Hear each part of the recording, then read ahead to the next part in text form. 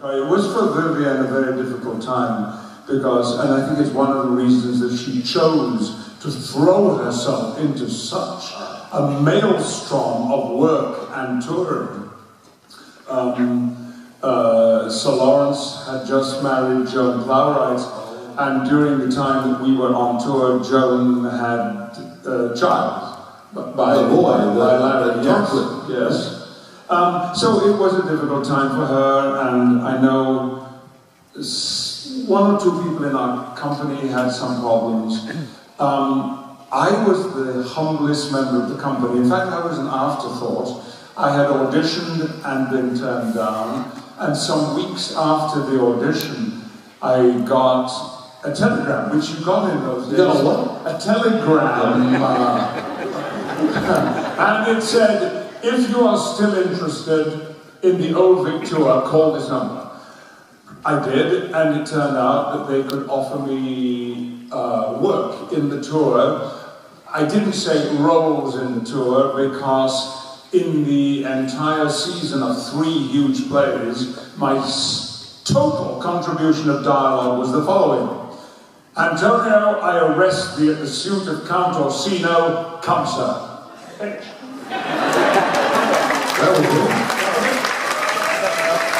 For 15, 16 months. Did you understudy? Do you want to hear my understudy role? Did you have words to learn? And I had, my understudy role was the priest in Twelfth Night who has an 8-line speech, and I never went on.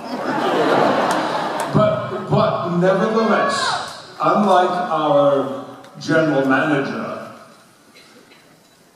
whose name I don't have to mention, who was a bit of a snob and took delight in I'll tell you later.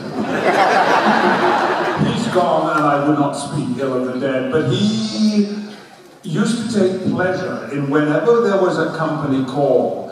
And like once we had to have photographs taken for visas because we toured all over Central and South America. I mean, what a thing for a 21-year-old actor to do with no responsibilities.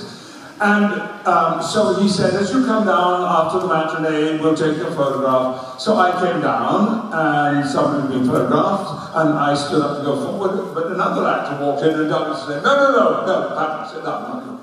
And this went on and on. And finally I said, what's going on? What have I done? He said, when there are 2 actors in the room, we're doing this in order of billing, and as you're at the bottom, you will always have to wait, which is what I was. Nevertheless, Miss Leigh, which is what I called her for a long, long time, until she said, oh, please forget that, call me Vivien. She was kindness itself to me, an absolute sweetheart, affectionate, considerate. I have somewhere in a packing case at home a 21st birthday card that she wrote for me, and she came to my party too with a gold linen handkerchief, which for years and years and years smelt of Vivien. It had her perfume on it. Well, she was I mean, I could spend the whole rest of the evening telling anecdotes about Vivien Leigh, but she was to me kindness itself, and of course, I adored her. It doesn't begin to describe it. I was madly in love with her. Was she madly in love with you? She had a boyfriend on the tour. That meant nothing to her.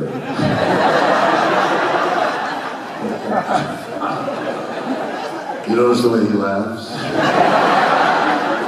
Oh, if I had ever thought there was a chance, I would have grabbed at it, but there was none.